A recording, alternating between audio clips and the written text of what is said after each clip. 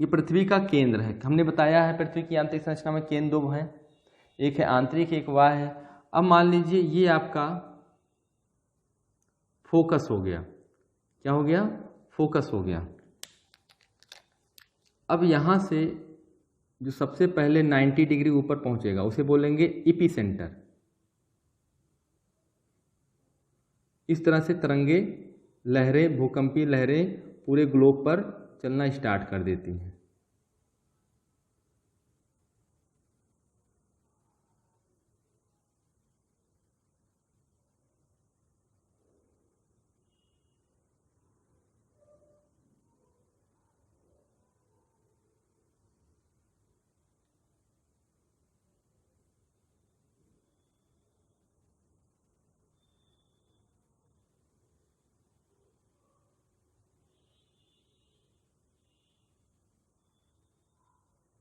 हमें बताया कि जो कोर होता है, कोर को दो भागों में बांटते हैं, एक आंतरिक कोर होता है, एक बाह्य कोर होता है। ठीक है, जैसे कोर है, कोर के दो भाग हैं, एक आंतरिक कोर, एक बाह्य कोर तरल रूप में है। बाह्य कोर किस रूप में है? तरल रूप में है, बता चुके हैं, ध्यान में रखिएगा।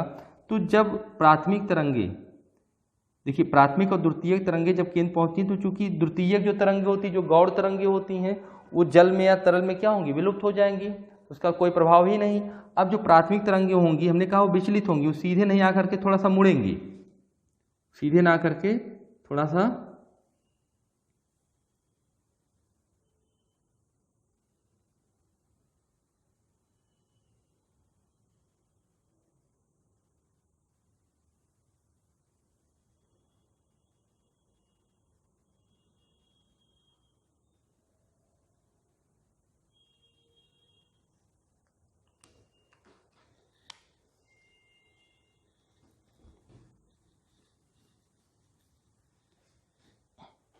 अब ध्यान में ये रखना है, देखिए यहाँ पर ये जो इधर किनारे पर, चूंकि जलीय भाग है अंदर, ये अंदर किनारे किनारे जलीय भाग है, तो जो प्राथमिक जो तरंगे हैं वो, ठीक है, वो सीधे ना करके थोड़ा सा मुड़ी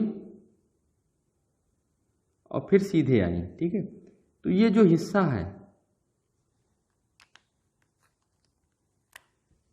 इधर, जो किनारे का जो हिस्सा है, जहाँ पर हमेशा विचलन देखने को मिलता है, अर्थात इस भाग में चूंकि प्राथमिक तरंगे आ रही हैं, फिर जल के अंदर गई, फिर मुड़ी, फिर सीधी हो गई, फिर ये दूसरी जो है आपकी जो लहर आ रही है, फिर वो मुड़ गई, फिर गई, तो बीच का हिस्सा ये छूट जाता है, ये बीच का हिस्सा छूट जाता है। और इस तरफ कोई भी साइंटिस्ट जब होगा तो यहाँ पर उसको पी वेव्स नहीं दिखेगी। क्या नहीं दिखेगी? प्राथमिक तरंगे यहाँ पर नहीं दिखेंगी।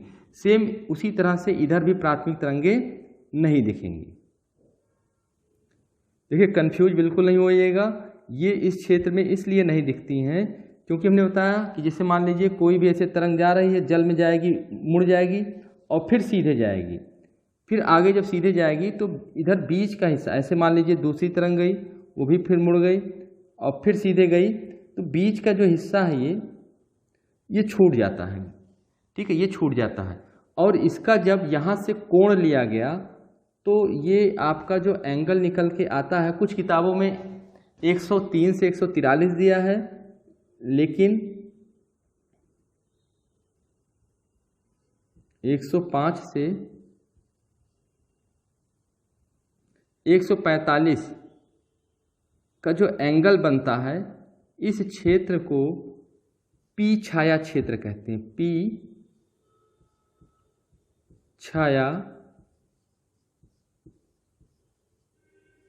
क्षेत्र कहा जाता है। क्लियर है? इसी तरह से दूसरी तरफ भी होगा। 105 डिग्री से 145 डिग्री, इसे यहाँ पर फोकस है, ये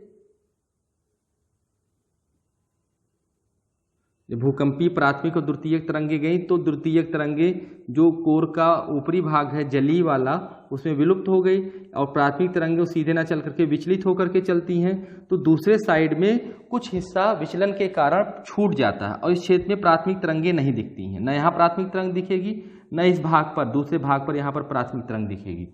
तो 105 से 145 के बीच का जो छाया क्षेत्र होता है उसे बोलते हैं प्राथमिक छाया क्षेत्र या पी छाया क्षेत्र। इस क्षेत्र में पी तरंगे नहीं दिखेंगी। ठीक है, एस तरंग तो बिल्कुल ही यहाँ से ले करके और यहाँ तक, क्योंकि एस तो पूरा विलुप्त हो गया, तो इस क्षेत्र में, पूरे क्षेत्र में 105 से 105 वाले क्षेत्र में तो एस तो कहीं नहीं दिखेगा। तो एस का जो छाया क्षेत्र बनता है वो 105 डिग्री से 105 डिग्री का बनता है, इसे एस छाया क्षेत्र कहते हैं। कहीं कहीं पर कुछ किताबों में 103 दिया है, तो कंफ्यूज नहीं होइएगा, अगर परीक्षा में पूछेगा तो दोनों नहीं पूछेगा, या तो 103 देगा या 105 देगा, ज़्यादातर 105 ही मानने, इसीलिए यही हम बता रहे हैं। अगर कहीं 103 से 143 देता है, या तो फिर 105 से 145 देगा। अपने विद्वानों ने अपने अपने मत रखे हैं, ज़्यादातर कमीशन 105 से 145 मानता है। ठीक है, डॉक्टर सबिंद्र सिंह की जो किताब है उसमें भी आपका ही दिया है। तो ध्यान में रखिएगा, पी छाया क्षेत्र कहाँ से कहाँ के बीच बनता है, 105 से 145 के बीच में, और एस छाया क्षेत्र, और दूसरी तरफ भी 105 से 145 बनता है, और एस छाया क्षेत्र, इस पूरे बेल्ट में एस छाया क्षेत्र होगा। यहाँ से ले करके ये पूरा आपका बेल्ट है, ये पूरा एस छाया क्षेत्र कहलाएगा, अर्थात इसके दूसरी साइड में एस तरंगे नहीं दिखेंगी, यहाँ पर एस तरंगे नहीं दिखेंगे। इसलिए यह विद्वानों ने अनुमान लगा लिया कि जब जलीय क्षेत्र में, क्यों पहले से प्रैक्टिकल किया हुआ था कि प्राथमिक तरंग का, ठीक है, क्या रोल है, किस तरह से किसमें स्पीड जो है, किसमें कम है, किसमें ज़्यादा है, और कहाँ विलुप्त होती कहाँ नहीं, ये सब पहले प्रैक्टिकली किया गया था। और तो ये पता लगा कि एस तरंगे जल में काम नहीं करती हैं, या जल में विलुप्त हो जाती हैं, दूसरे साइड में नहीं दिखती हैं। तो जब इस साइड में नहीं दिख रहा है, तो इससे अनुमान लगाया कि जो पृथ्वी का कोर है, ठीक है, जो पृथ्वी का अंदर का जो बाह्य कोर है वो जलीय है, और जो आंतरिक कोर है, या जो आपका अंदर का जो क्रोड है, ठीक है, आंतरिक क्रोड है, इनर क्रोड जिसे कहते हैं, वो प्लास्टिक के समान या सेमी लिक्विड के रूप में है। हमने पहले पढ़ाया है, फिर से एक बार आप सुन लीजिए। ठीक है, तो यहाँ पर ये दो चीज़ें आपकी काफ़ी महत्वपूर्ण है, इसको भी नोट कर लीजिए। ठीक है, अगर बाई चांस मान लीजिए यहाँ पर भूकंप ना आकर के इस जगह पर भूकंप आए, तो सेम वैसे ही आपका हो जाएगा। ठीक है, यहाँ से मुड़ेंगी तो ऐसे जाएंगे, तब भी आपका एंगल उतना ही निकल के आएगा। एक तो कुछ लोग कहते हैं कि सर अगर दूसरी साइड भूकंप आए तो कोण आपका यहाँ से जब मेजर करेंगे इस स्थान को केंद्र मान करके, तो 105 से 145 इधर, और इस साइड में 105 से 145 होगा। अगर यहाँ मान लीजिए भूकंप यहाँ आता है, तो इसके ऊपर एपिसेंटर यहाँ आपका होगा, इसके ऊपर एपिसेंटर यहाँ होगा, तो इधर से जब तरंगे कोर की तरफ जाएंगी तो इधर आपका बन जाएगा पी छाया क्षेत्र, और इस साइड में पी छाया क्षेत्र बन जाएगा। तो 105 से 145, 105 से 145 आपके अपोजिट साइड में हो जाएंगे। क्लियर है? तो कंफ्यूज नहीं होइएगा। ठीक है, तो जहाँ से फोकस होता है वहाँ से जब तरंगे चलती हैं तो कोर का हिस्सा होता है ये छाया क्षेत्र, और आपका, ठीक है, ऐसे छाया क्षेत्र, ये भी महत्वपूर्ण है। तो भूकंपीय जोन को हम लोग भारत में, एक पॉइंट और लिख लीजिएगा, भूकंपीय जोन को हम लोग भारत में पहले 5 भागों में बांटे थे। कितने भागों में? 5 भागों में।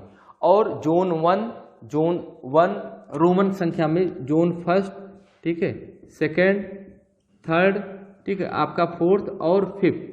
तो भारत के संदर्भ में हम बात करते हैं, भूकंपीय जोन को 5 भागों में बांटा गया था। लेकिन जो जोन 1 है, ये सबसे खतरनाक नहीं है। जोन 1 जहां पर भूकंप आने की संभावना बहुत कम होती है, ना के बराबर। तो ये जो जोन था, दक्षिण भारत का जो दक्कन का क्षेत्र था, इसको माना गया था। दक्षिण भारत के कुछ कठोर भूखंडों को माना गया था। लेकिन चूंकि वहां पर भी भूकंप अब आने लगे हैं, इस कारण जोन 1 और जोन 2 को एक मान लिया गया है। तो जोन 1 और जोन 2 एक जोन हो गया, जोन 3 दूसरा जोन हो गया, जोन 4 तीसरा हो गया, और जोन 5 चौथा हो गया। तो वर्तमान में भारत में कुल कितने भूकंप जोन है? 4 है। ठीक है, और भूकंप जोन 1, 2, 3 और 4 जोन है। डिवाइड कितना पहले किया गया था? 5 किया गया था। लेकिन भूकंप जोन 1 में, हमने बताया भूकंप जोन 1 में, ठीक है, कुछ दृढ़ भूखंडों को रखा गया था जहां भूकंप नहीं। और भूकंप जोन 5 सबसे खतरनाक भूकंप जोन माना जाता है, जिसमें गुजरात का कच्छ का क्षेत्र आता है, और हिमालय के जितने पर्वतीय राज्य हैं, हिमालय के ससली जो पर्वतीय राज्य हैं, जहां पर 2 प्लेटें आपस में टकराती और मिलती हैं, इधर अंडमान निकोबार का क्षेत्र, ये भूकंप जोन आपके 5 में आते हैं, सबसे खतरनाक। दिल्ली को भूकंप जोन 4 में रखा गया, ये भी आ चुका एक बार। दिल्ली को भूकंप जोन 4 में रखा गया, इसको भी नोट कर लीजिएगा। तो भारत में भूकंपीय क्षेत्रों को पहले 5, अब 4 में अगर आता है अब, तो 4 जोन डिवाइड है। ठीक है। सबसे खतरनाक आपका भूकंप जोन 5 माना जाता है, जहां पर रेक्टर स्केल पर अगर भूकंप की तीव्रता, ठीक है, 8.6 से अधिक है, ठीक है, तो लगभग ये सब आपके भूकंप यहाँ तक आता है। भूकंप रेक्टर स्केल पर तीव्रता 8.6 या उससे अधिक आते हैं, वो भूकंप जोन आपके 5 में रखे जाते हैं, ठीक है। दिल्ली को भूकंप जोन 4 में रखा गया है। उत्तर प्रदेश के कुछ हिस्से भूकंप जोन 4 में है और कुछ क्षेत्र भूकंप जोन 3 में है, ठीक है। मैक्सिमम जोन है उत्तर प्रदेश के, वो भूकंप जोन 4 में है, तो इसको भी नोट आप कर लीजिए। और ये जो छाया क्षेत्र वाला, इसको भी नोट कर लीजिए।